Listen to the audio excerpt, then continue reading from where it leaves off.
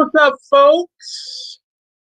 Welcome back to the Artist Exchange Radio Show here live only on BeExposedRadio.com. I'm your host, Nate Kauser, and today is a good day.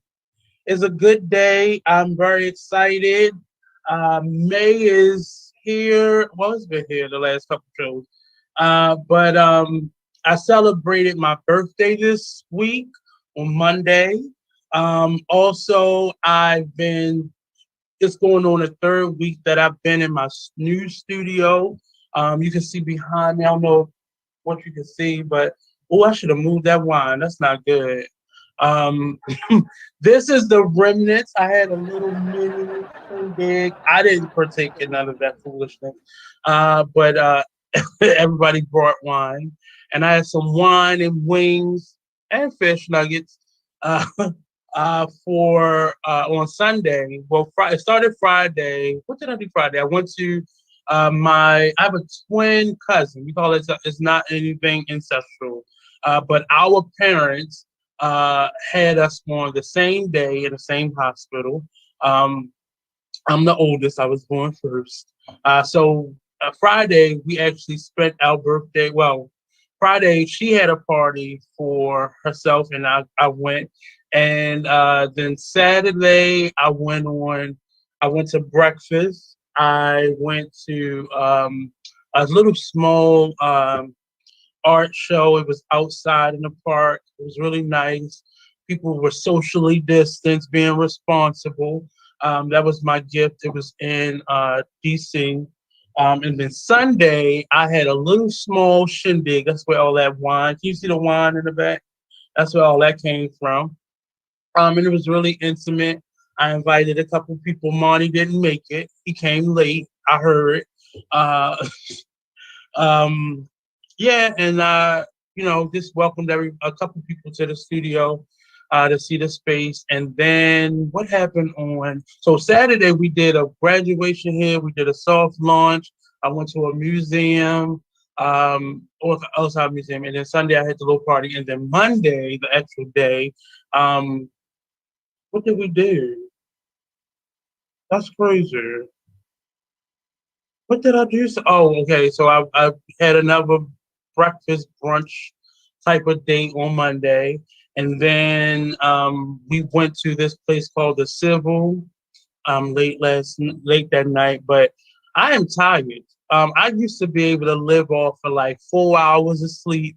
I used to be able to stay up. Like my schedule from college used to be I worked a overnight job at a gas station from I'm gonna say seven to seven. It was a 12-hour shift.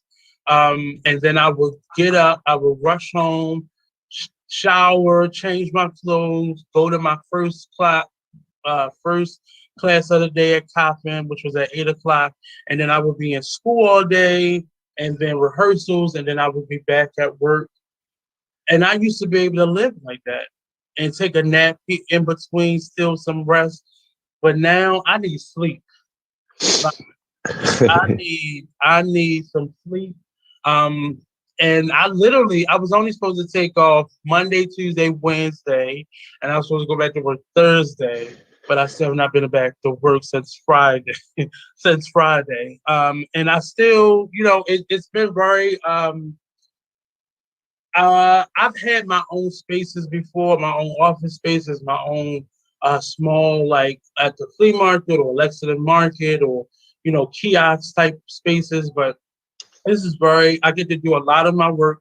I don't have to be at home. So all of that creative energy that was at the desk by my bed and in my living room and in my Yes, kitchen, God. all of that has been contained, Now, and absolutely. all that has been contained in this space right now. Absolutely. So the voice that you hear is this gentleman. Oh, I didn't know you could hear my voice. Yeah. Once you turn this camera on, you'll be able to see this gentleman introduce himself again. But yeah, this has been a really interesting couple weeks. Really scary. And we're going to talk a little bit today about that growing older process and what it means to say your creativity or your relationships. I had a lot of nice conversations over the weekend. Um, I had a lot of shout out to everybody that came out to the soft launch of the studio space on Saturday. Shout out to all the young people who graduated from the Style Lounge Youth Entrepreneurship Absolutely. Program. Just much applause to everybody who came through and spent time with me over the last week. It's been really appreciated it. And shout out to my cousin Nika, who we share our birthday together. This was Neek, our neek. first year in a very long time. Either she's traveling or I'm somewhere else, or uh, so this is the first year that we got to ring in our birthday together, starting Sunday, and we stayed until after midnight. No, Um, that's right. Really, the first time ever in a long time. I've been in a long time. But also, I want to spend a. I have a lot of May birthdays in my family. I have a couple cousins. One cousin's born on the 23rd. Another cousin born on the 25th. My grandmother's birthday is coming up on the 30th. So shout out to her. And then today is actually my sister's birthday. I want to say she's 34 today. Yeah, she's 34 today. And I'm really just happy everybody's healthy. We've made it through what I hope is the worst part of this pandemic. It's we still not over. It's still not over. It's still not over, people. So all the people who have feel that because they are vaccinated or they say they've been vaccinated, it's not time to just go back to normal because we are waiting for everyone else to be vaccinated. And I'm gonna continue wearing my mask until I don't feel uncomfortable anymore. And I'm gonna still make people socially distance when they're in my presence. And that's it. But again, thank you to everybody who, all the birthday shout outs, all of the birthday love, all of the, presents and their presence that they gifted me as well. Just thank you. And it's still not over. May is not over. So you can continue sending the cash apps. You can continue sending the love offerings and such. And this was the first year I think I called on people. I don't normally celebrate my birthday. I don't normally. I just don't. I may do something. I may treat myself or go somewhere, but this is the first year that I actively try to celebrate it. Because last year, this time, I was in my apartment, isolated, doing virtual events from home. So it feels good to be in another space. I can actually have my home to be a home now, and be comfortable in it and not be tripping over wires or backdrops or all that foolishness. Everything is now here, and now when I'm finished here, I can go home and I can actually rest. And I'm just very excited. This past year has been very up and down because we're in the middle of a pandemic. But overall, the last 3 years have been very trying for me because as I am matriculating through this growth process, I'm learning a lot about myself. I'm learning a lot about the people around me. I'm learning to set boundaries. I'm learning to say no. I'm learning when to say yes. I'm learning how to say yes. I'm learning to value not only myself, because that was there, but I'm learning to value my creativity, my time, my space, my energy. I'm also learning how to set those boundaries. So I am protecting myself, not only from other people, but from just bad decisions that we often make as adults. So I am excited. Um, I I actually turned 38 on Monday, and I know I don't look it. You can say it. You can go ahead and say it, Marty. Marty's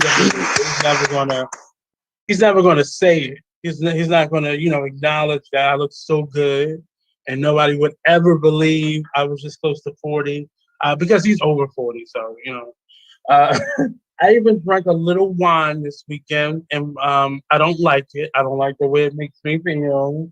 Makes me feel very weird. But other than that, I had a really good time since we last spoke last week. Um, and I'm just very optimistic about um, what is being done. Shout out to Blue and Eric for helping me put up some shelves. And let me just say something real quick. IKEA, I need you to simplify your instructions and make your products a little bit user friendly when it comes to putting it together. Maybe it's just me, but first of all, I don't need a book with 20 different languages in it. I just, just one language would do. And I know we're Yo being soy diverse. American. Right. I know we've been very respectful of other people's cultures, but it was too much just to put three bookshelves together. So shout out to Eric for putting together my bookshelves. Shout out to Blue Waters of the Cocktail Social that'll be starting back soon for putting up my jewelry wall. And everybody who came through again, just thank you. All of the people who came and bought something this past 2 weeks and supported the business as I was softly opening it up. And everybody who will come through here. Again, just remember we have 1734 Maryland Avenue. It is a mixed-use space, so it's more of a studio space than a storefront, but you can buy. I do have my Square Reader on hand and Cash App and Zelle and all those things as well. But more importantly, this space will be used for a lot of workshops, a lot of networking, branding, marketing events that I'll be helping other artists and other entrepreneurs with, as well as some educational programming that I'll be doing both virtually and in small groups here at this space as well. So just look out for a number of calendar events. Everything will have the option of being virtual or in person. Our in-person availability in terms of the classes, the events will be very small. We'll have a lot of small events that will lead up to it. And there are a lot of things coming up with both the Artist Exchange and Bash Top Blue Jewelry. As you can see, we have moved into the new space and we're up and open. We'll be doing a bigger grand opening soon, probably in the next month, as things as we figure out what's going on with this pandemic and what's possible. I don't want to just jump too soon, but we are open and we'll do something a little bit bigger. We're planning for it now, but I don't want to just jump out there and just get crazy and too comfortable, as I see many people are doing throughout this. No judgment, just saying. Again, the Artist Exchange radio show is still every Friday at 5 p.m. You can also catch this on repeat at Big Exposed Radio on YouTube. You can catch me every Monday through Friday at 6 a.m. to 10 p.m. on We Are You Radio. That's out of Atlanta. I'm on the morning show there, and myself and George Button, Mr. G. Oliver, will be starting up the third season, actually, of the Binge Worthy podcast series. We spoke a little bit this weekend, and we are gearing up and we're planning our schedule. So if you want to be a guest on that show, if you are a TV buff, if you like binge watching, if you are a Netflix, YouTube, Amazon individual, this is definitely the show for you. And we're going to branch out to do more plays as well. So we'll be going to see plays and reviewing them as well. So, and then look out for our brand new, Monty, should we call it a blog or a magazine? What are we calling it? Monty, is he asleep? Is he taking a break? But we're updating the Big Exposed Radio's website. So look out for a lot more reviews and possibly some interviews and more content on our website. So take that website down, www.bigexposedradio.com, and look out for some new as we go into a different and we expand, not necessarily changing, but more so we're expanding into our actual web page with some new content, some new reviews on various topics: movies, TV, art, businesses that we have ventured out to. Yeah, so I don't know if are you ready, sir? I'm here. I mean, what did you? I'm sorry, you asked me something, but it froze right when you asked something. My thing froze. Did I Yeah, freeze? it's my computer. Okay, because I was about to say that's your whack computer. But Yeah. I was saying, can you tell us a little bit about what's coming up with the website? Oh, okay. So what we just introduced is Be Exposed Media, where we're going to be starting to deliver exclusive content based on from our personalities. Nate included. He has a new piece that's getting ready to come out real soon. But it's Be Exposed Media, so that's our new content page. You'll start seeing stuff pop up on our homepage of our website. Okay. Piece of content. More reviews, and I don't know if it's going to be little snippets of the show. So definitely, I would say we're getting back to our culture. Giving back to our culture. We're getting back into what we used to do. Probably about 3 or 4 years ago, and then video. We used to have exclusive content on our website, and we're just going back to our basics. Okay. So, I mean, but in a bigger fashion, because we got a lot of content writers coming that's going to be releasing some good stuff. Mm-hmm. So I'm excited. Monty's making me write, so I guess I got to learn how to spell again. Hate that, but yeah, look out for that. BeExposedRadio.com as well as our Facebook page. I don't think we're going to be more active, I guess, on Twitter and definitely on our IG page. And you can find all our shows on all the major streaming sites, podcast sites, as well as YouTube. So go like all of that. If you're looking for a place to bring your show, if you have a show idea, if you already have a show, you need a new home for it. Be Exposed Radio is still hot. BXR. So don't sleep. Come on over and join the show and bring your show or join the show, whatever you want to do. We'll be having a lot more content as time is going. We're going into a different phase of Be Exposed. So look forward to it.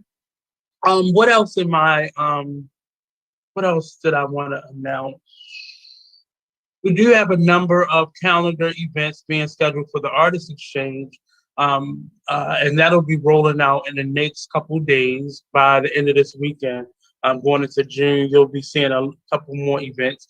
We have a tea party coming up at the end of June, and we're doing a virtual theatrical event where we will be doing, say, it's like a monologue competition versus battle, August Wilson versus William Shakespeare. So look out for that. The sign up for that will be going up this weekend as well. And shout out to Joanne Wallace. How about saying Joanne Nicole? Joanne Wallace for just joining me on this Artist Exchange team and helping me on the administrative side. Nikki Scroggins will be joining us shortly. Tracy Jiggis will be joining us shortly. So just look out. A lot of stuff is coming out in terms of the Artist Exchange brand. And if you are a business and you need some branding support in terms of advertisement on, say, our radio show or the Be Exposed station, or if you just need some help in general setting up your branding and your marketing and your social media, you definitely hit me up at the Artist Exchange Radio Show at gmail.com, and we will be in it to win it. Are you ready, sir? Is he back on? I was here the whole time. Okay, I didn't see you on. So how you been doing, sir? Peace. I am blessed, and I am here, and I am invisible. You're not invisible. So today's show, I wanted to just I reached out. So first of all, can you introduce yourself so people know who you are? Is there? You can show me on the camera if you want, but I am. You have to turn your camera on. I don't know how to do it. Jesus. I put start video, but we'll see what happens. All right, but never mind. As we'll go along. If you can work on OnlyFans, you can work. Hey, you know what? I joked about that. That is not something I can actually do. Hey, and there I am. I don't know. No judgment. No judgment. No judgment. Hey, it's good to see you and me. Well, yes. Also, you said a lot of things that I also want to take advantage of. See, I have this kind of like show that I want to do, but it's in my head, and it's kind of like a monologue-y type show where it's kind of like those old school radio shows where you do a lot of voices and you never really get to see the people. And so I thought that it would be an interesting concept. So maybe you can help me out there. We'll discuss. But anyhow.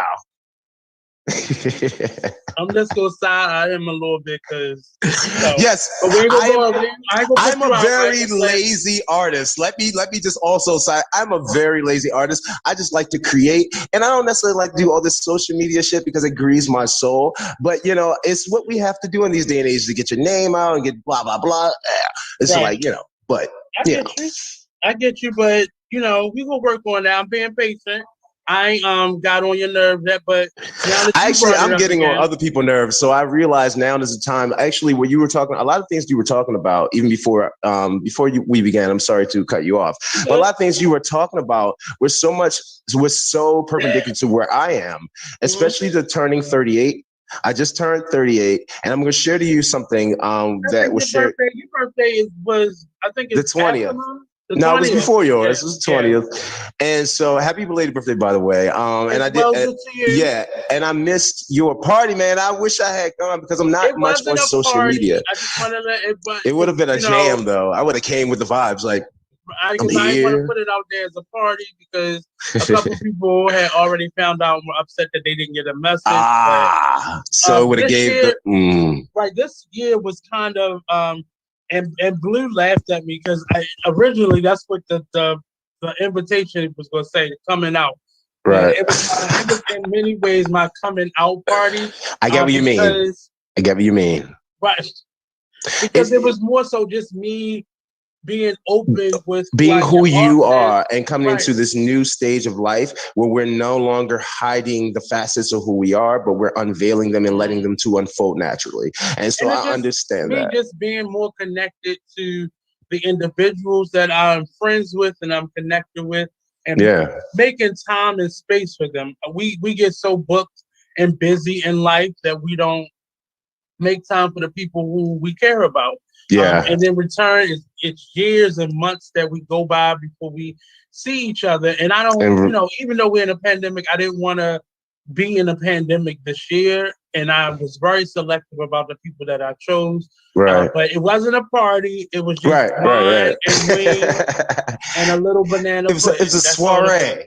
Even less than that. It's like a hootenanny. Like a boutique soiree. Wasn't even a pool.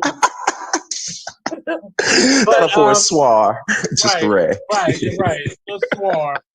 But today I'm really today I wanted to just start the conversation on just being a man and being mindful of your space, your health, mental health, your just you.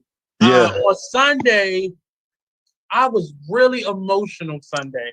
And I'm not a crier. When I cry, that means somebody about to get punched the fuck out. Like I'm Likewise. About to punch somebody. I'm not an emotional person in that way. I have emotional parts, but I do a great job of really suppressing and pushing that down. I was raised by cancer, 2 cancers, and a Capricorn.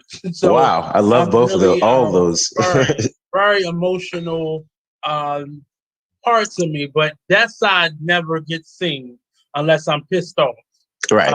But Sunday, I was very emotional, and it was actually the mini soiree that I had was very last minute, literally like the day of, a few hours before, because that morning I was so very emotional. And I don't know where it was coming from, but it was just years of just keeping stuff inside, you know, and trying to respect other people's space and emotions and mental health. I never wanted to burden anyone with the things that was going on. And to be honest, it wasn't anything particularly wrong. It really wasn't. I mean, there's a lot of stress that I'm dealing with right now, starting a new business, moving into a new space, you know, really stepping up a lot of things that I had already been doing, you know, relationship issues, family, friends, romantic, and just dealing with all of those things on my own. So that was definitely a part of the emotional kind of component, that I was having. But other than that, it was just, I could tell it was just pushing up and, you know, getting a year older. It really did not, like, I was like, oh, tomorrow I'm going to be a whole new year older. And one, I don't even feel 38. I don't. Me either. I don't look 38. Me either. But it was just, I guess it was just a lot that I was kind of hiding and denying and living through. And it wasn't anything vicious, really. Absolutely. Because the vicious stuff I've already gotten out, but it's just little things. It's little things that will lead you to a stroke. Right. It sets you off.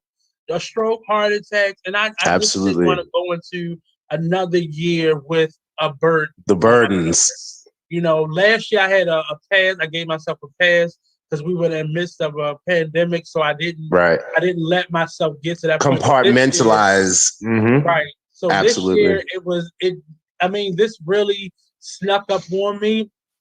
But funny enough, you know, because we're in a pandemic, like I was saying, I have a cousin. We were born on the same exact day, and because we were in a pandemic, she didn't really get to go away like she normally do. And I didn't get to do the things that I had planned to do either, or the things that I normally do. And so we just decided, let's do something together. And she gave a party and I gave a little party, and we kind of made sure we were there for each other. And that was the first time. And just really understanding my relationships with people. I'm in the midst of writing this book that is really, really what's the title of your book? But the title isn't works yet. Okay. It's not. There's a couple different titles. I'm working more on the like that. Now. That's good. So in doing all that, I'm really just trying to, you know, get stuff out. Right. So, my aunt, my father's baby sister, gave me and let me grab it real quick. She gave me a book. I'm loving this space in the background when you get up there. You gotta come see it. So she gave me this book. Nice binding, by the way. I love a book. One of them old. Yes, books. I love that. And I think I showed some of these photos on the last show, but it was a book of. I didn't have any photos of my dad. He died when I was really young. And she gave me this book of photos, and this is him. If y'all could, am I seeing it? Wow, yeah. He was a handsome guy, yeah. And that was his downfall because he was handsome. But it really the book really opened me up to, you know, writing a book can sometimes feel very superficial, especially when you're writing about yourself. And I wanted to really pay attention to me and the things that I felt, and not really include anybody specifically in it. But, you know, as things kind of went on, as things are going on, you realize you have to tell the story of others. Right. And he is one of the people that I definitely wanted to share his story. Through your experience. Through my experience, and just trying to tell his story, because, you know, many of our parents did not have the voice or the space to be able to do the things that we're doing. You know, I think if either my parents had the space for their creativity, I may not even be here. You know, Absolutely. Well, in a lot of cases, we were essentially, we are the manifestations of our parents' creativity because they right. didn't have enough time to do some of the things they wanted to do or their heart's desire. I even would like to go back and talk about some things Well, that you even have touched the on, if you don't mind. resources to do it. Go ahead. Go ahead. Yeah, I mean, it's so much that you said that I really kind of connect with, especially the turning 38 and the having a coming out feeling. And that's why I understand what that means. It has nothing to do with sexuality. It has everything to do with there are parts of yourself that you hold back for what you seemingly feel like the betterment of someone else's. Like we stifle our light in order for people to shine better because we don't want to outshine certain people. So there are parts of ourselves that we hide and we hold in reserve and we put off until later for whatever such time, and we never get a chance to utilize those parts of self. So I get what you mean by coming out. I would even honestly like to share something that that was, my experience on the 20th, where my birthday was. Similar to you, I was super emotional that morning.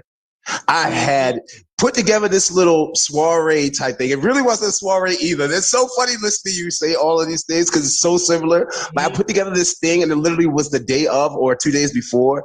And I was so emotional that morning. I kept thinking, I don't want to follow through with this thing because I don't want anyone to come to my space.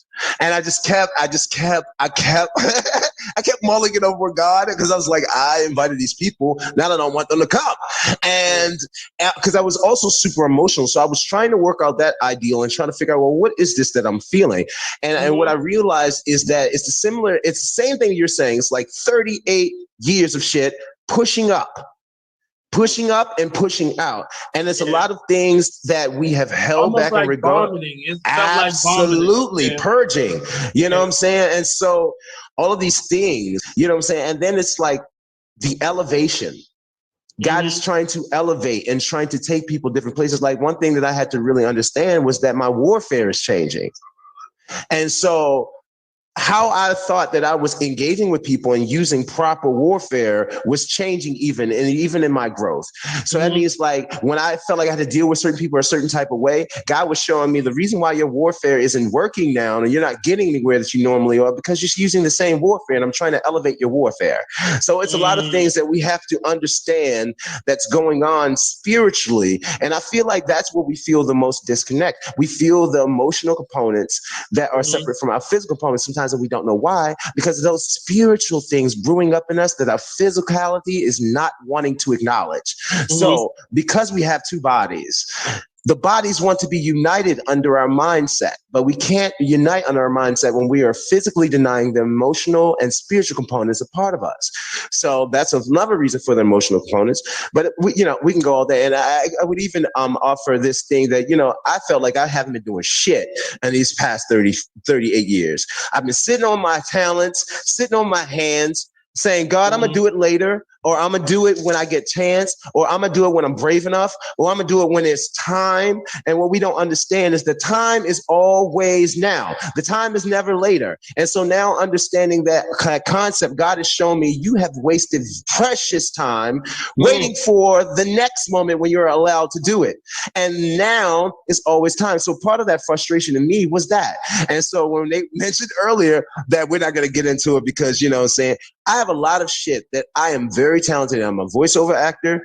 You know what I'm saying? Like I can do Disney. I can do whatever you want. I can literally put my pen to a paper and draw whatever you want to. I can also do the same thing as far as words. But what the fuck is that going to do if you're not willing to do anything with these talents? So God had to relay that to me. It's like, hey, your talents are great because I gave them to you and I know that, but they mean nothing in your hands because you're not willing to do anything with them. And I did the exact opposite. I used my talents until my cup was empty, but I did not. None of it was for me. It was my talent. It was my energy. It was my time, and damn sure was my money. But Absolutely. It was never for me. And I remember my pastor told me I got sick a number of years, maybe 8 years ago, and she told me it was my selfish season. And I really didn't know what that meant. Everything about how I was raised, about my personality, about It's who I taught to was shy away from the before. idea of selfishness, but we don't Right. understand that there is a taking care of self and selfishness. Right. It is not have to be negative. And well, and for me, maybe like 6 years ago, I saw 40 and I was like, oh no, I'm not going to support it that way. And I'm going to fix this. And I tried Absolutely. everything to circumvent, not necessarily getting to 40, but really, being who I want to be. And then the last couple years, I had to remove myself from a lot of relationships, Right. from a lot of business arrangements, from a lot of things. And I had to, in these last couple of years, it's been a slow process in rebuilding. And this pandemic was a great space for me because it Perfect let antithesis. it let me rebuild in a way that was not typical. And you know Right. what was Go ahead. not to cut you, I'm sorry, not to cut you off. But what's interesting about that is I feel that the pandemic had provided everyone with that same kind of tabula rasa, clean slate ideal. If they allowed it. If they allowed it. If they allow it, because a lot of people are using this season to be a reason why, oh, I can't because of, or this pandemic did, because I've been hearing that a lot. Like even when people are in certain careers, they're saying, oh, I stopped and I had this, but because of the pandemic, ellipses, you know what I'm saying? And to be quite honest, I was an essential employee throughout the pandemic. I was working at Catholic Charities. I was an assistant property manager for Elder Center. So I was very essential, going to work every day. But what was interesting about that was I, before this even happened, was praying myself away from my job. I had this job was so consuming that I realized that when I went home at night, I was taking it home in my head. When I woke up in the morning, I was dreading going, but thinking of things I had to do. When I went home on the weekend, I had it full of my heart, and then I could not enjoy my days because I was thinking of all the things I had to do when I got back. So I started asking God, what is this thing that is work, but I hate? Because work essentially isn't supposed to be something you hate. And if work is something that you hate, then it is essentially busy work. Well, it is a passion is something that you should not hate. Well, see, A passion. job Well, see, that's is what we talk something that about. is supposed to Well, be a see, that's hustle. what we get. Well, that's what we get to talking to the dynamics of what passion is, and if our passions are aligned to what we're doing, because that's it's essentially often that's not. Normally, absolutely. our job is just financially. It's something we're doing, and that's exactly what I'm saying. I'm saying that I was finding that even though this was, I was helping people, saying I was making great money, I wasn't happy. I had no time to think about the things that were involving myself because I was always solving some other people's problems. And even when I was solving those people's problems through their systematic red tape and bullshit, I couldn't even effectively solve their problems. Right. So it felt monotonous. It felt redundant. And I kept asking God, is this it? Do I just work like this until I die? Because if this is life, then I don't want to live. And so God started providing me with ways out. And essentially now, currently, I'm in a house that I didn't have before. I don't work, and all my bills are paid. Okay, OnlyFans. No, not. I'm joking. Don't make these people think that I do OnlyFans. That's not. I joked about that one time, y'all, on Facebook, because sometimes you take your nipple out and you post a picture and people say, "Ooh," and you're like, "Oh, is my nipple money worthy?" So I just thought, but that was just a joke. Stop it was me. Just a thought. It was just a thought. It was a joke, because I wouldn't do that on. I'm telling you, if I had an OnlyFans, you would probably be turned on a board depending on what you like, you freak, because I would just eat cereal naked and watch TV and just nothing out of the norm. To each his own. You probably see me picking my nose and something gross like that. And if you're into that type of stuff, then yeah, that's good. But on my OnlyFans would be dry. But anyhow, I digress. But I somehow find that to be a lie. Yeah, it might be. It might be a little bit lie. But it just But anyhow, no, and even what's so funny about that is God has been showing me, and just to go back quickly about what we're talking about, coming into that time where it's time for change and just feeling that change within your spirit, because it doesn't even have to be a birthday. I quite honestly believe that God is calling a lot of us to change and to do the thing that He has put in our heart to do. But because we have these set fears and we have these comfortabilities, because some of us have built comfortabilities in our lives that make it hard for us to change. Right. So I'm not going to let go of my comfortability to change because I'm comfortable in this space, and change is scary, essentially, because nobody wants to change because change makes them feel out of control. Mm-hmm. You're right. So, and everyone, especially humans, relish in the idea of control. So therefore we hold on to it so tightly. We would rather not change. It's like the old folks say, really quickly, it's just like the old folks said back in the day, you hold on to that 50 so hard, God can't replace it with 100. Mm. Okay. I mean, just saying. I mean, it's wisdom. And I definitely agree with it. It's what? Come on, let's discuss it. Work it out. No, I'm just trying to make sure my words are marked.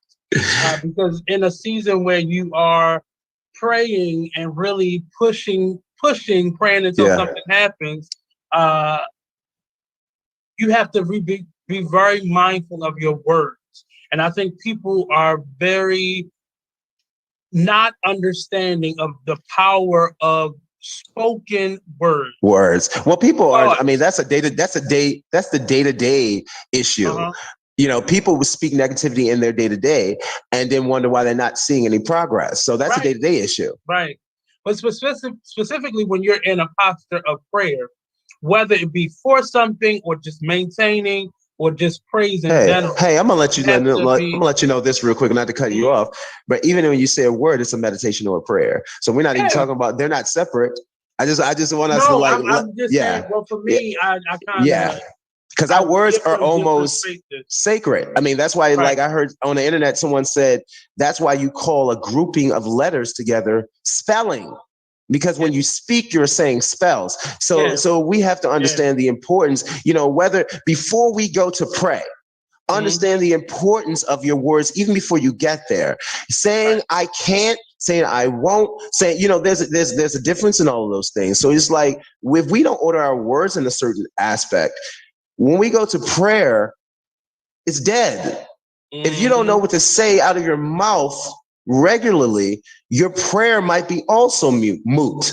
So we have to know that before we even get to put our hands together or go to any type of spiritual agreement on whatever we think that prayer is, the sacred ability to just speak is a prayer in itself. And a repetitious thought is a meditation. So be careful of both things.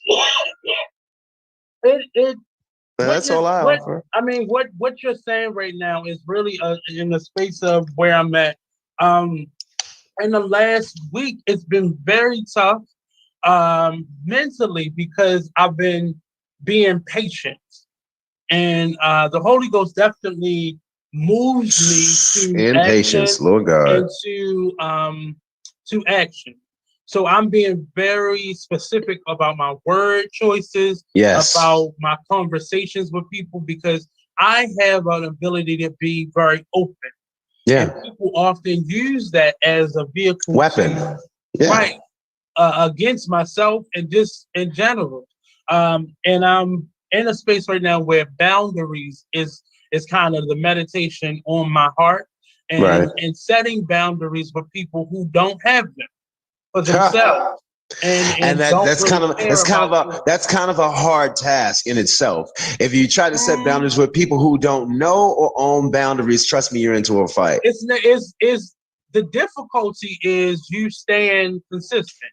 That's the difficulty in it, because I could really care less at this point where you are feeling difficult or you're feeling a struggle in yourself. That's not my problem anymore. Well, it's a huge problem in relationships, because people assume that's what I think that's where the concept equally yoked comes into play, because people assume that you can have relationships with people who All right, say if I'm a person who dictates and love my boundaries, but I get with a person who does not love or doesn't have many boundaries. Mhm. It's going to be a hard fought relationship because there are fundamental principles that I have set into my life that you have yet to learn. So, not saying that you have to learn them like me, not saying that you have to learn them to any form of good or bad. There's no good or bad in the spirit. There's just agreeable and disagreeable. So. The only thing that we need to know is, do you have it and do you don't? And so if you don't have the capacity to have boundaries, set boundaries, make boundaries, and respect boundaries, then by all means, it's going to be a hard fought relationship, because all while you learn that concept, you're going to be making me mad through the violation of my boundaries, through the disrespect of all those. So we have to try to pick relationships that are equally yoked. And not only that, we have to try to decide in those relationships, am I going to give you the space to grow? Do I have the ability to give you the space to grow without damaging what we have? Or is it feasible for me to just let this go? And then at a later time, after we're done growing, we can come back and see if we can reach some type of consensus. So and it's a lot. And I am being transparent in that moment. I'm not for that in this phase of where I'm at. I'm not. Me either. You got to come with your equipment already for me. I'm sorry. I'm sorry. And I'm not. I'm a person I'm still willing to work with people who want to improve, who want to get better, who want to do good. I am all for that.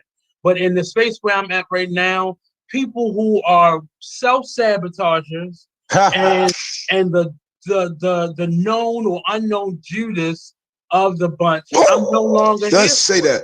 I'm not here for it anymore. Let's say that. And we have to get very in tune. Known and unknown Judas. Natural ability to fend off sickness.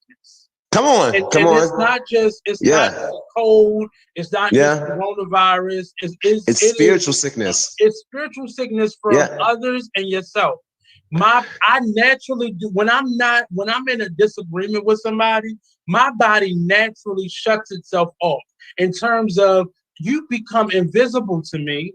Absolutely. Not just in a disrespectful way, but I no longer can see you. But in a self-salvaging way. It's almost even beyond that. It's such a protection that I have around me that I didn't always understand. I used to think of myself as difficult or funny acting. And it's not, I am protecting myself from you. I've always been called that personally.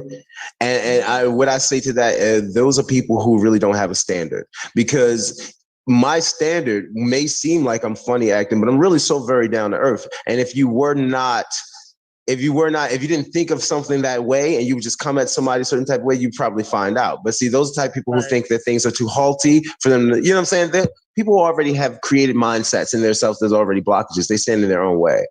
I have nothing to do with what you feel about me. I present me. And if you feel whatever way you feel about me, that's on you. That's just like when you meet somebody. It's not about you. Has no reflection of me. It has everything to do with what you feel and the things that you have concocted and or have created out of illusion or delusion in your brain. And so that's just like when I've gotten with people out of, in a romantic way. And they said, I've expected this of you. And it's like, why? That expectation is you don't know me. You don't know me at all. I want that word taken out of my you want it stricken from the record.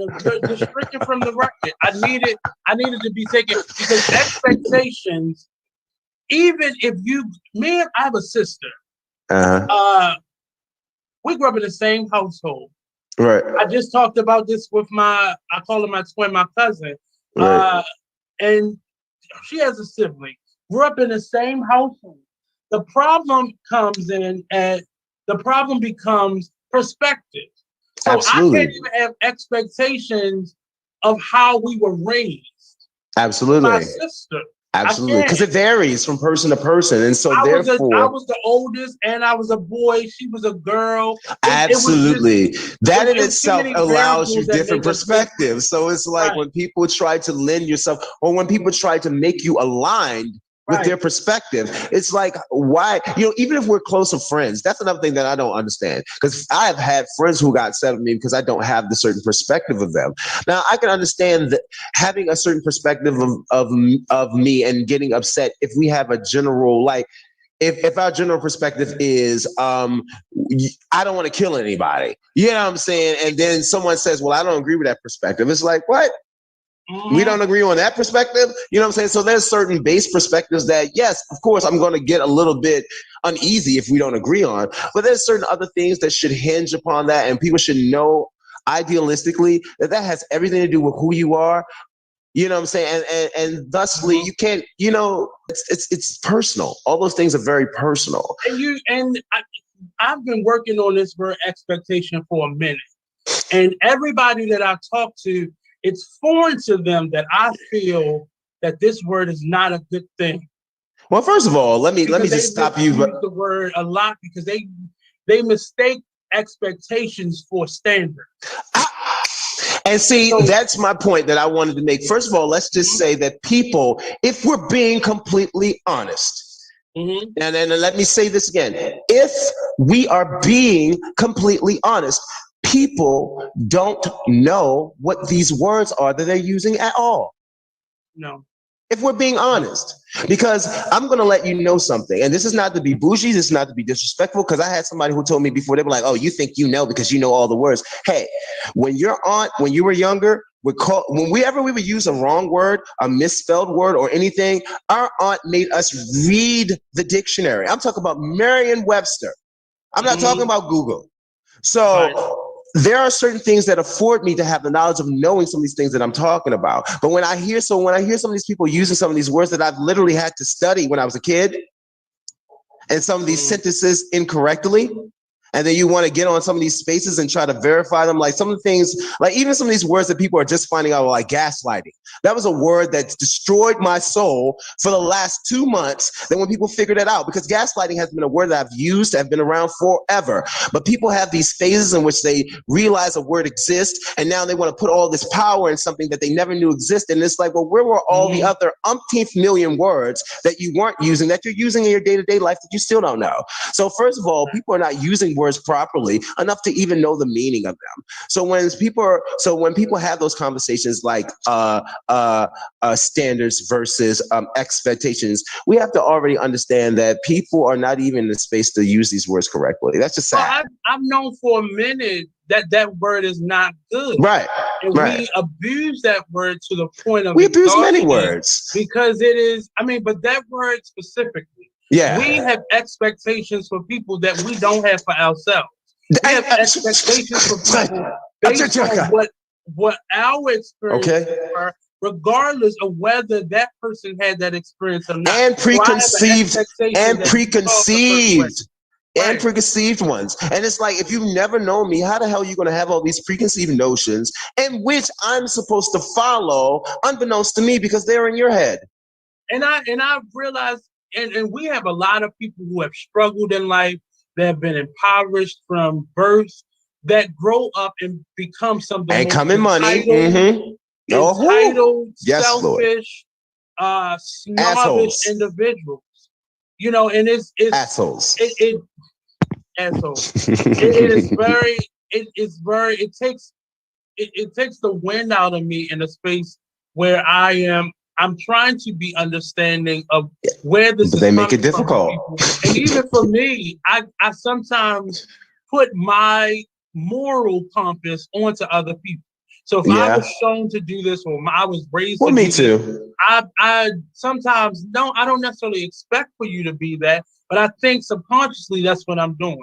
So I expect for you to treat me how I've treated you. Right. I expect for you not to steal from that me part. as I have not that part. And that's all I simply ask for. It's just like, hey, I know that we might not match morally. That's fine, because I'm not comparing contrast. And again, like I said, in the spirit, there is no right or wrong. There's just an agreeable or disagreeable. So I'm not looking. Even from that, even how you said that lends itself to expectations, because even on their perspective, you may not be equally yoked to their morals. Because Hey, everybody that's sees that's themselves that's uh, higher hey than the next hey that's person. up to it's up to your again. That's a realm of perception. Because if Yes. I'm just asking you, like you said, if I'm asking you to treat me just as though I'm treating you, now this is talking about example. Let me give you an example of this. Right. I have gone into friends' houses. I've sat my ass down when I've come into their house, folded my hands, sat in one space, asked where I want to go. If I need to use the bathroom, I'll tell them I need to go to the bathroom. I inform them. If I want something, I'll ask. I don't go into their refrigerator. I sit in one space where you can see me. I am not moving. So when you come into my house, Mm, and you don't sit your ass down and you go into people's refrigerator and you're moving all around and you're doing things that I haven't done when I go into your house, yes, I have the right to feel away because you are not bringing the simple moral floor that I provided you with. but that goes into my It's point it's for it's, sim- today: is setting it's boundaries. simply children can do that. Animals can do that. It's Well, simply see, but mocking. see, It's mocking what you do. It's that's mocking still what you a level. see, and then But still, that's a level of expectation in that. I yeah, can't but expect, also but you have to understand how dangerous that word is and how it's what? No, in so in intruing. the. Go ahead. I'm sorry. Go ahead, love. No, that word is in us. Yeah. Even when we speak of a moral compass, that expectation is in us. It's in us, and we can't So help here's the it. thing. So So here's the thing. I can't expect for that. That doesn't mean that I can't check you when you're doing something that is against what I Absolutely. want.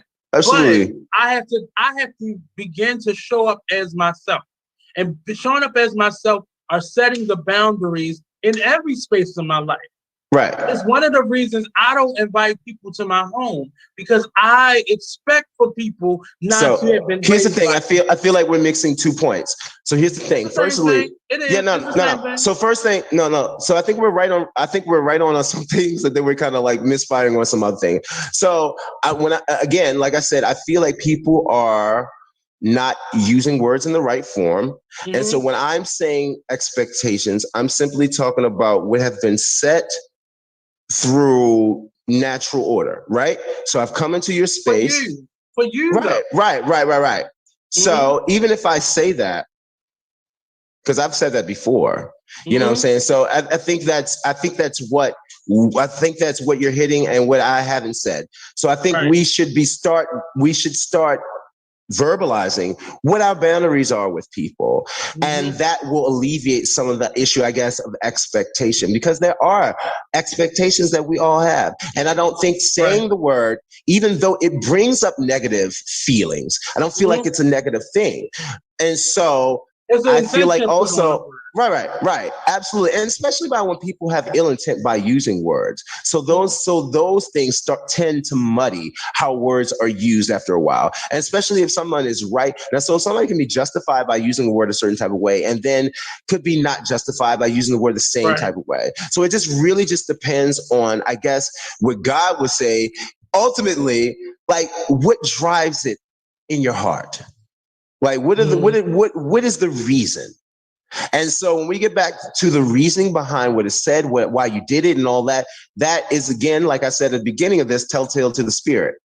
So it's like, again, we talk about the spirit and the physical, because I don't feel like there's any conversation that we can omit talking about spiritual and physical components, because they're so entwined in the human experience that we can't omit them. And so we could also say, and explain away why people don't do things and give people time and give people reason also, but also we can't in a certain instance, because we want this type of growth and we want this type of elevation for all humanity. So we can't keep giving people passes in order not to do what they need to do. It's just not something we can do. And I'm learning. We have to start to learn and start to hold people accountable to the things that they're saying and they're doing, and making sure those things are parallel and justifying each other and not disconnected. And where I'm coming from with this conversation today is, in a lot of my relationships, they are off balance. Either because I haven't shown up as my complete self, and I say that in a space where I'm a super secretive person, and because who I am and what I do and who I do is nobody's business or concern. But we have created a culture of nosy individuals that Absolutely. need to know your every moment, your every So thought. I also every despise, decision. I also not despise, but I also have an issue with using the word secret in that form because I am also private. And because I do not want the private details of what happens in my bedroom disclosed to you, that has no ideal to you, that I'm being secretive or I'm trying to keep a secret. The secret is not a secret. I was speaking for me. I'm just saying. I'm just saying for me, you know what I'm saying? Because I've heard that word used, you know, and even for you, I don't feel like that is a word that should be used. You know, maybe private, but secret, because I don't feel like you're a secret guy. You're so open and you're such a person who gives out of your spirit. You don't have a spirit of secretness. Well, I'm a differ from that opinion, and I'm gonna say I am very secretive. For a long time, I would call myself very private, but private is just having a personal concern for your privacy. Yeah, that's where's the divide between privacy and secrecy at that point? The divide for me has been trust. And trust will determine whether you're private or whether you're secret. But see, even that is perspective, because I mean, we build ideals on who we should and who we shouldn't trust. You know what I'm saying? And so I guess the takeaway of all of this is really just purifying our own intentions, making sure that whomever we're dealing with, intentions are pure when they're coming towards us, and just finding a way to keep that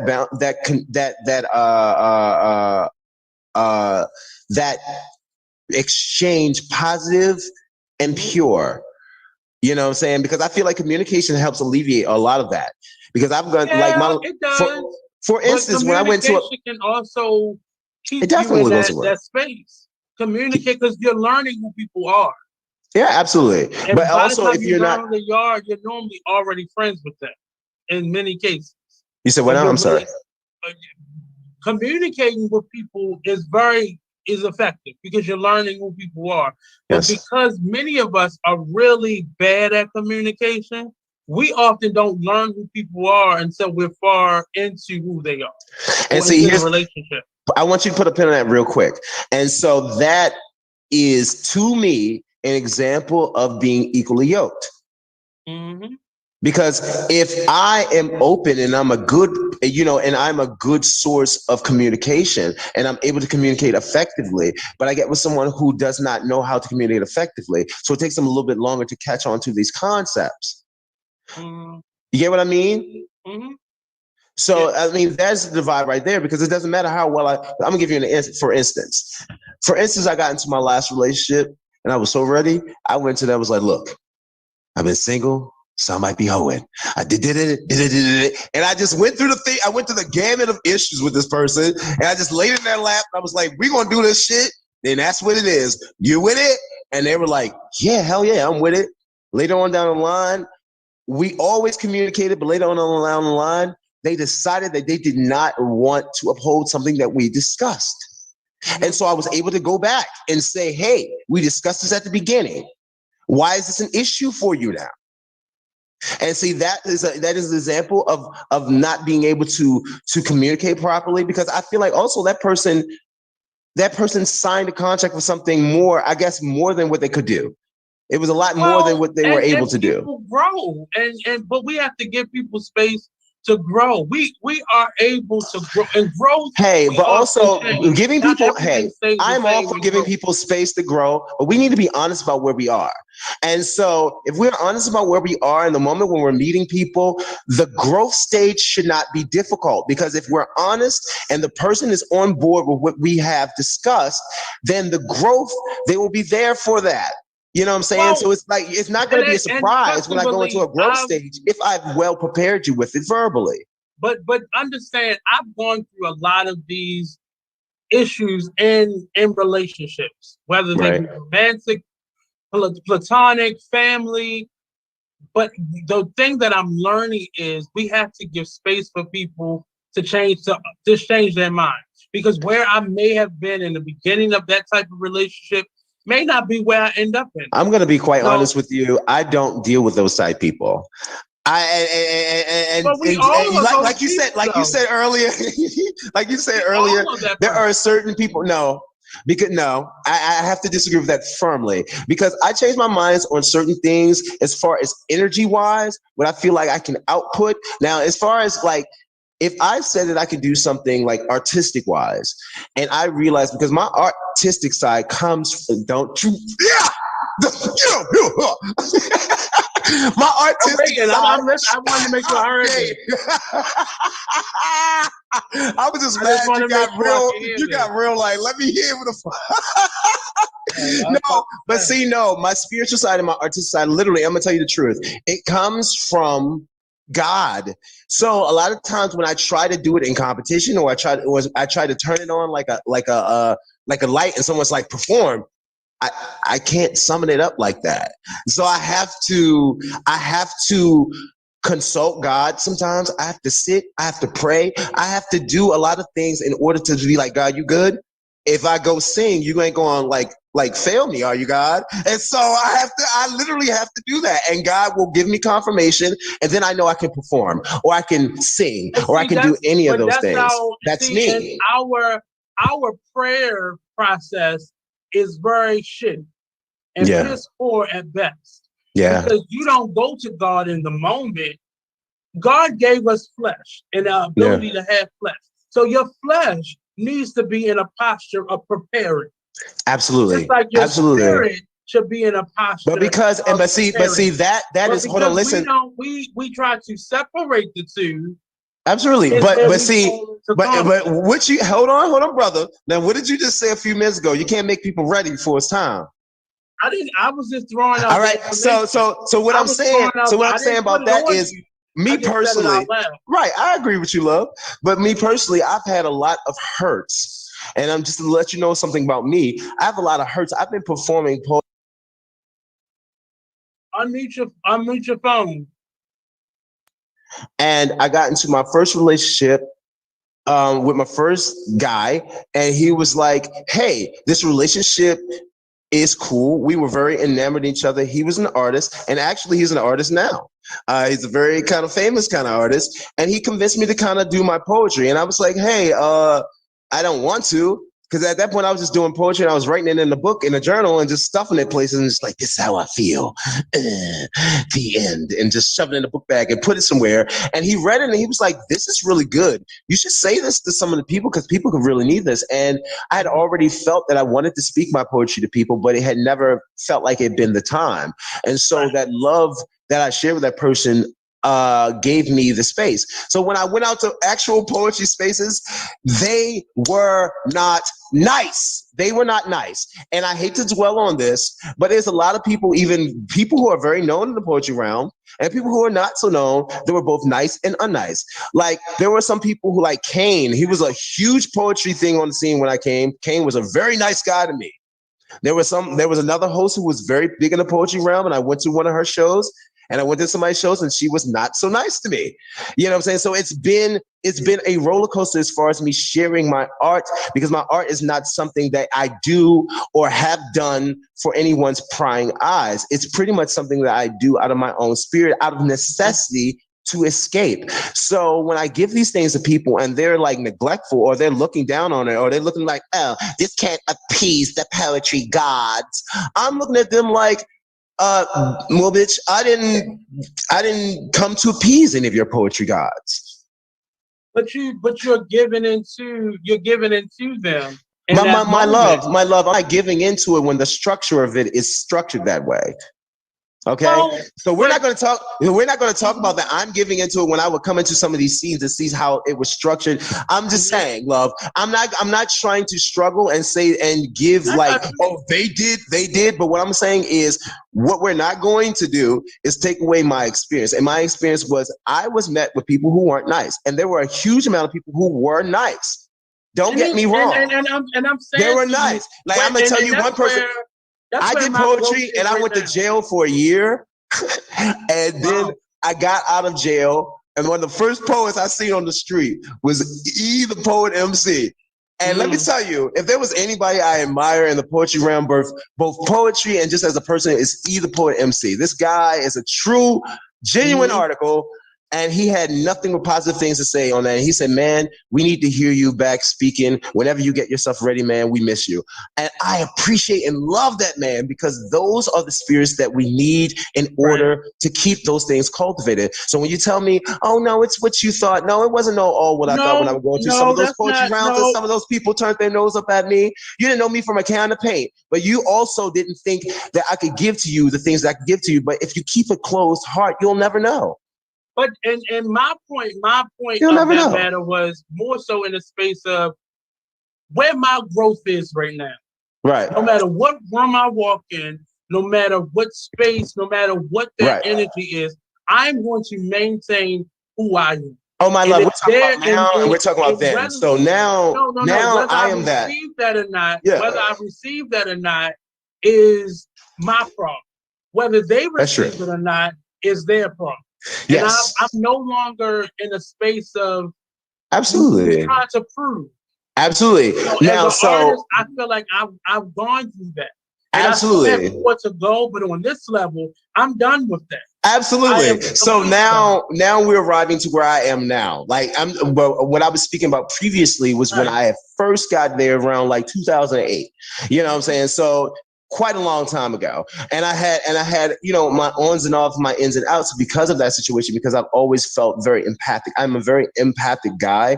I'm literally an empath, and I have to stay in my house because sometimes the influence of things just get in my soul. I don't watch the news for that same reasons. A lot of people are empaths. You know, I want to keep abreast of what goes on to the day, but too much sadness and too much, you know, negativity brings me down into a place where I can't manifest. So I just try to keep my spirit in a certain way. So now, yes, of course, I know that my energy is my energy. So you saw me the last time at Poets for Dinner. How I come in there? I came in there fucking magnetic because I know now that nobody can bring what Kali, Selah, the Most High Bohemian, all of me, can bring to the situation because I am dope. And I also do voiceover work. I'm trying to get into some voiceover work. So if you want to hire me for some type of voiceover work, I'll be more than happy to do it. I'm taking 10% of that. I'm taking 10%. Well, it's going to be through your media, so you'll definitely take all the percentage you want. I'm just letting you know up front. So there's no miscommunication down the line. But and all that we're saying right now is definitely indicative of growth.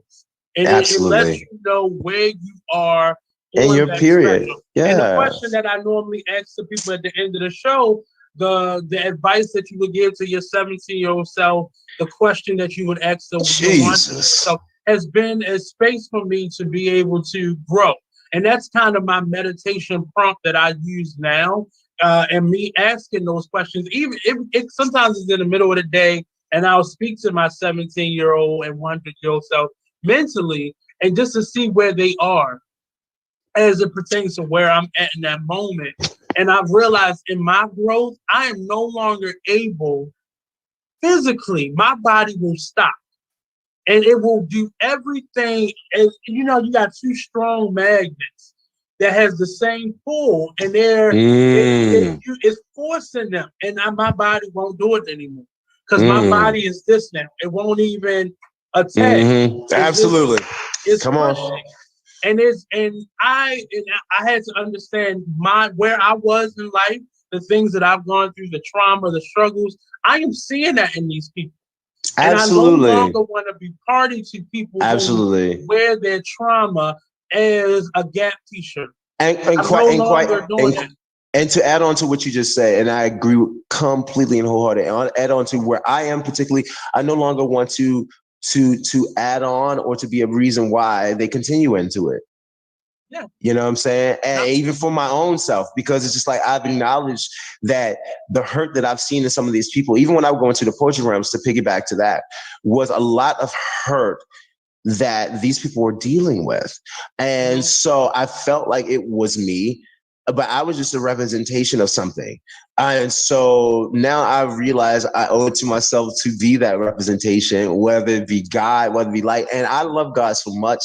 So now I've just allowed it to be just God and light and living, because I truly believe that God wants us to enjoy every moment that we have here to live and to not go to the grave holding on to our dreams. I just think it's so important not to. So I just want everyone to have the freedom, both mentally and physically, and even in these relationships, to know that, you know, if you got to be alone, shit, do it alone. You know what I'm saying? Like, I mean, I was always so afraid of being alone. And what you just said also made me remember a dream I had when I was like in my late, like my early 30s. I had a dream that my older self hugged my younger self. Yep. And I was babying myself. I like had myself and I was like patting myself, and I was literally could feel my own hair as I was like, it's going to be okay. And as I did that, I woke up, and when I woke up from the dream, I had the most beautiful feeling. And so that's what I would have to tell my younger self, 17 self. I would just hold myself and just say, it's going to be okay. And you said, what was the other one? The question I would ask myself? Or something like that? 100-year-old self normally is Oh, the polar opposite of that. So what I would ask my 100-year-old self was, did we do it? Did we keep our promise? Mentally, and be mindful, and everything isn't so deep psychology, but ask yourself. No, everything with me is deep psychology. Well, no, so ask and yourself, spiritually.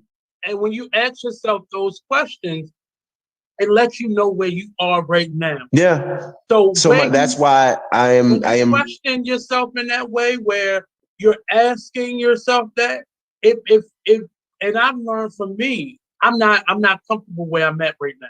Yeah, me neither. No, But I don't think anyone is. And that's how you know that you are ready and still open for growth. If you're never comfortable in a space, even though you may get comfortable, then you know you're always ready to grow. It's the people who get comfortable and then find comfortability in that one space that will have the most issue with growth. So today's conversation is really, well, all my conversations starting in April are leading up to many of the things that I am outlining in this process. What I went into this process of writing a book, being very candid, trying to empty out, trying to refill, trying to balance all of my existence. And what I'm learning that God has a bigger plan than what our flesh may be. You know that, yes. We can't even comprehend how big. The things that I am understanding in this process is, one, it's not going to be just a book. I'm seeing a series of books where I'm giving space for my parents, for my family, for my friends to be able to heal. And heal in a way where I don't feel like I'm the God piece that's going to initiate that, but I am this person that will be an example of how it can then happen. Because a lot about who I am is so anti getting over it and more so holding on to it until you make that person pay and make yourself pay. And even the idea of expectations, I literally had to erase that from my vocabulary. And when I hear you saying it in reference to me or in my space, I'm either going to cut you off or I got to go. Because I'm in a space right now, I cannot be boxed in by other people's insecurities, fears, distrust. Likewise. I have enough of my own. Likewise. So I can no longer be in a space where I'm allowing other people to box me in because of their insecurities and their fears and their trauma. And walking, you know, I equated this and me journaling for my book. Walking around, I hate a shirt that says Gap across it or Old Navy. Yeah, I don't want it to be a billboard either, so I definitely feel right. I don't, outside of a graphic design, I don't like the name being of a billboard across my chest. Absolutely. And I liken that I would to, beg my mom not to get those type of clothes when I was younger. I would always have like solid we do that. clothes. But we do that to ourselves because like trauma, like struggle, like pain, we're now in an era where it is so cool for people to show what is wrong with them. And we are still not at a place where people feel completely comfortable breaking the cycle and moving past being able to acknowledge to actually fixing the problem. That part. I think that's the part that frustrates me the most. Right. Is that we've been doing all this gearing and ramping up for change, but no one's ready for the actual thing. And so it really grieves my soul that it's almost like my soul is like, before I die, just do these things. Hurry. You know what I'm saying? It's like we're always on the precipice, but we're never really doing it. And so it's a little bit frustrating too, especially when, I'm not going to get too deep, but it's like when you see people who we have these causes that are for good, and you see people doing opposite of those things right before your very eyes. You're like, come on. You know what I'm saying? We're doing such great progress. Don't go back now. And it's fine. Like it's fine to be. There's setbacks. We understand. We really have to understand what our limitations are so we can strengthen them. Yeah, and we should be always moving forward. I heard it. I heard it said before that as long as you keep the ideal of what you want your life to be in your head, all the other details will find a way to work us out to meet that end means. And so I feel like, and with that being said, I feel like all the details we go through to get to our end point are details. We're humans. We're bound to make mistakes. We're fallible, all that shit.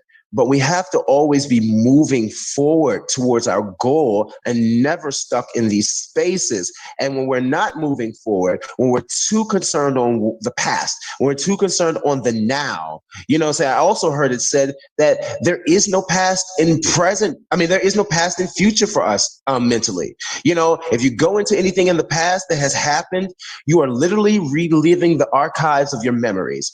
That space is gone. You tried to go to the future. The future is void, full of things, and you can only fill it with your imagination. So you got to stay out of it because you don't want to fill it with things you do not know. So the only thing that you have control over is the now, this moment. So we have to always constantly know in the now moment, we need to be working towards it. Yes, we're going to fuck up. Yeah, it's going to look weird. Yeah, it's going to look strange. All of that. And it's going to be uncomfortable, but we have to work always towards it if we want to genuinely see the end result. That's just one part of this conversation was brought to you by me. My experience, this whole combination of the last 3 years, this last year in a pandemic, me now turning 38. And part of that has been, and the other part of that is, watching Iyanla Vanzant let go of something that she has built for the last umpteen years. And that process for me has been the lesson in that is, one, we have to stop taking advantage of the blessings that other people have been put here to give to people. Because we are not ready, because we are uncomfortable, because we are in fear, and because we choose to stay stuck. Yeah, you're right. It's heartbreaking to watch the ridicule that she has gotten for using a gift that she had no other choice but to use. It's been heartbreaking for me to watch people ridicule. And it's mainly I'm a male Iyanla Vanzant, so I mean I definitely literally my life is ruined, but I can help people fix their lives. I don't know why. I'm trying to remember the centaur's name, but there's a centaur who has been the chosen one, and he was part man and part a horse. Yeah, that's a centaur. Yep. Right, and he was given this wound that would never heal yet. Yeah, I forget who it is. Damn, that's right on the tip of my tongue. And it was I was reminded of that mythical story through Iyanla in her process of letting go right now. And it's just I watch all of us have gifts and talents that some of us are aware of, some of us are fighting against, some of us are just exploding with. And I'm watching a lot of us be turned off by people's reaction to a gift that we have been given. Whether it's your ability to sing or act or be a clairvoyant third eye having. Well, it's kind of hard. I mean, to speak on that, it's hard for people to disassociate. It's speaking honestly for myself too. Sometimes it's hard to disassociate, especially when you're so involved in what you do. So when you also are empathic enough to know that it wasn't received in a way, it's hard to feel. Now, again, and today and now in this space, I don't feel the same way about those things anymore. I know if I sing a song, if I give whatever I gave of myself and you did not like it, I know that it's a seed and God will allow it to sit there for it to be fertilized and watered by whomever else. But I know that it is my job to always show up as me and in my energy. And now that I've realized that, like, it took my birthday to realize that. And I'm gonna tell you how. Joyce Meyer. And the reason why I feel like that was why I was so emotional on my birthday. Birthday was the 20th. So on the 19th, I listened because I love Joyce Meyer. I don't listen to many evangelists when it comes to the Bible because I feel like the Bible is very important. I used to come from some spiritual roots and witchcraft and stuff like that. And I have a lot of knowledge in a lot of things. But the Bible is something that's kind of sacred to me. So I don't let anybody read it or tell me things from it who I don't trust. Anyhow, she regales a story about the man who is disabled and he's laying beside the pool of Bethesda, and he's been laying at the side of the pool of Bethesda for 38 years. And when I say God allowed this word to be for me, God allowed it to be for me. And she went on and she went to say that, he lay beside the pool because every year an angel would come and touch the pool and stir the waters, and the waters would heal instantly whoever would firstly get into the pool. So for 38 years, this man crept and did not find it necessarily. He could not find ways to get into this pool for 38 years. And it's so interesting how she broke down the thing. She said she went to go say how Jesus found him, knew how long the man had been waiting, but asked the man anyway, how long have you been waiting by the pool? And it was not until the man said to Jesus, 38 years, that he heard it said back to himself like, damn, 38 years. I've been here 38 years. And Jesus said, take up your bed and walk. And so it wasn't until that moment where God told me this year, May 19th, that I've been waiting 38 years too long. So everything within its own season, everything within its own time. And honestly, you can ignore the signs all the way up to death. Mm-hmm. And what God do with Saul? He just gave it to somebody else. Mm-hmm.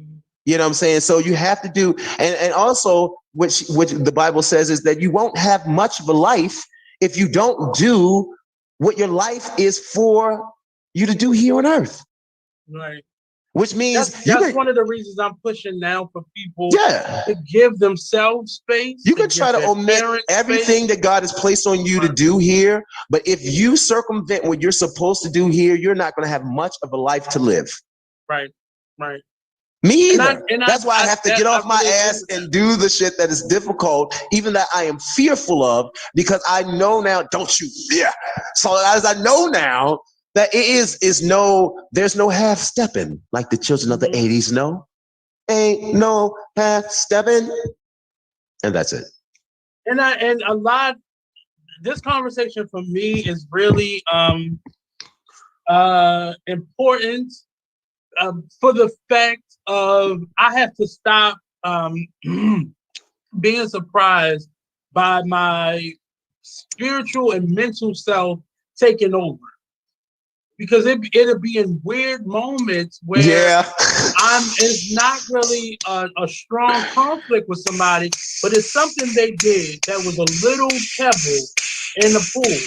That's And it. kinda That's the spirit ripples out, talking. and my reaction then becomes to not, and I used to feel like it was retreat because the younger self would go right to that person and be like, "You motherfucker." Like, but I'm learning now that the less words I use, the more important my energy becomes in that space. And Wow. when I step back from it and just let it play out as it will, it sometimes it will feel to my flesh that I've made the problem worse by not communicating. But your spirit, yes. But I'm really salvaging and saving myself, my Or spirit doing the in best that thing moment. possible, unbeknownst. Because what I mean, the only thing that's going to come from that is conflict. More conflict, And we're going to exactly. be combative, and I'm going to be protecting myself, and you're going to be defending yourself. Right. Especially if it's a word. Especially if it's a word that we don't want to hear. The Bible says faith comes through hearing. So if you have no faith in the words that I'm saying to you, you're not going to hear. Yeah. You know what I'm saying? And so thusly it's like, you know, we have to just allow what we can't do. You know what I'm saying? Once you've done all you can, like they say, just stand. And that goes, a lot of that has become important to me for the simple fact, I have a lot of people in my family that have had strokes and heart disease and heart attacks and so on and so forth, or just ailments at all that could have been prevented by not just diet or exercise, but how we communicate with other people. Yeah. I'm not in this. I never like arguing. It's not in me. Naturally, I'm a back and forth person. So I'm really quick, and I'm gonna give it back to you. You're witty. But outside of that, I'm not an argumentative person. Yeah. I'm not gonna keep arguing with somebody. I'm gonna walk away, and the moment I make you invisible, that's it. But I'm learning now that even making people invisible is still very childish, I have to admit. But it's my form of protection. It's not really, I don't feel like for me, to speak personally, for me, my particular issue lately and even in the last few years have been anger. So I am a very angry person, kind of deceptively so. So I'm not angrily outward, but it's like I can explode.